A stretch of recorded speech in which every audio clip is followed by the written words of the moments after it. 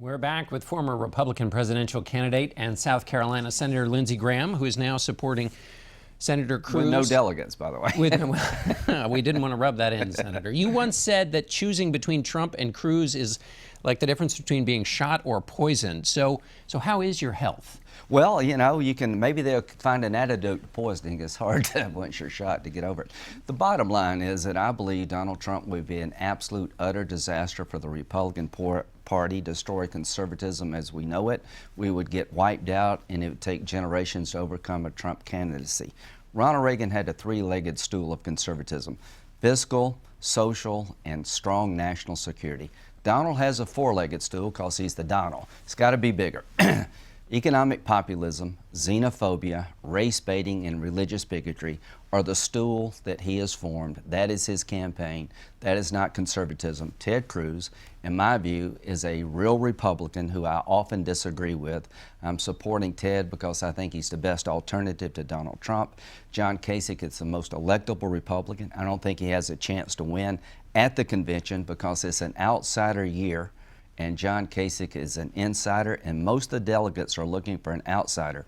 I love John Kasich, but if he stays in this race, or they don't coordinate the efforts between Cruz and Kasich, we're going to wind up giving the nomination to Trump. You say it's an outsider year, and your description of Trump's campaign, it's a very popular campaign. People are turning up to those rallies. He's getting the votes. Yeah, 35 to 40% is probably where he's going to be.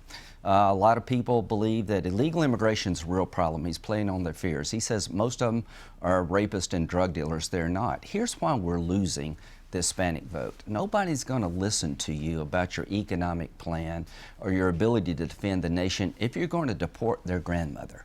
I'm in the party of family values, and I like that.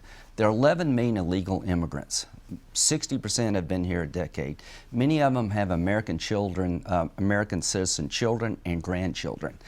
What do you think is going to happen to my Republican friends if our position is that we're going to take the grandmother of a American citizen member of the military who is illegal? How do we get that person to vote for us if we're going to deport their grandmother when all she's done is violate the immigration laws? This is why we're getting killed with Hispanics, and Mr. Trump has taken every problem we've had with Hispanics and poured gasoline on it. What do you think? What's the gap between the Republicans who share your view, or some of them, and would like to stop Donald Trump? Right. And say that privately. What's the gap between what they say privately and what they're willing to do publicly? We're a divided party. We've got a lot of angry people in our base who've been told things by Senator Cruz and others that we could do more than we actually could do. The country's in a mess. I can understand being frustrated with illegal immigration, but you're not going to fix it by having a position like Mr. Trump that has no chance of getting through the Senate. But what I'm asking is, how many people do you have behind you to really stop Donald Trump? Because right now he's rolling on past all these efforts to 65% of the Republican Party would like to vote for somebody other than Donald Trump. We're about to nominate the one person that not only would lose in 2016, but would destroy the party for decades to come.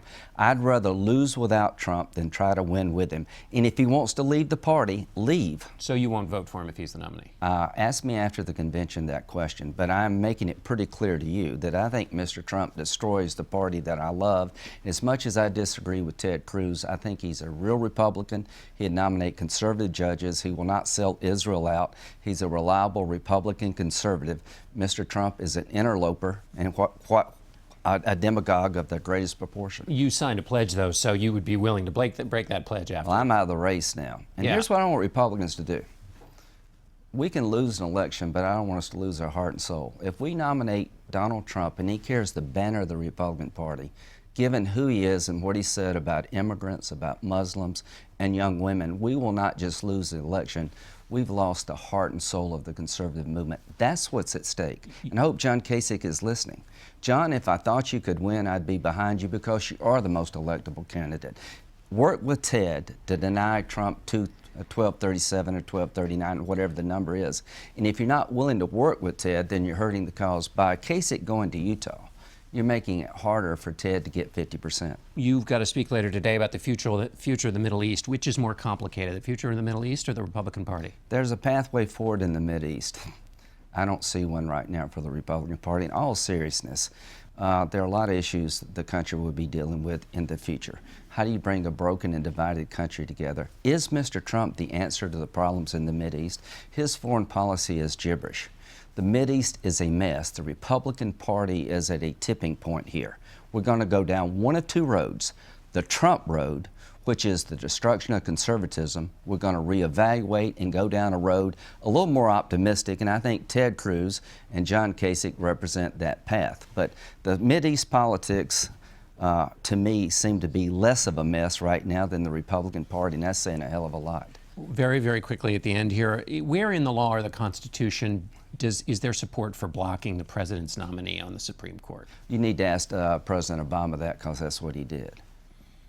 So all right, Senator, we're going to have to end it there. You. We're running out of time. We'll have to figure out that question later. Thanks so much for being here. Thank you.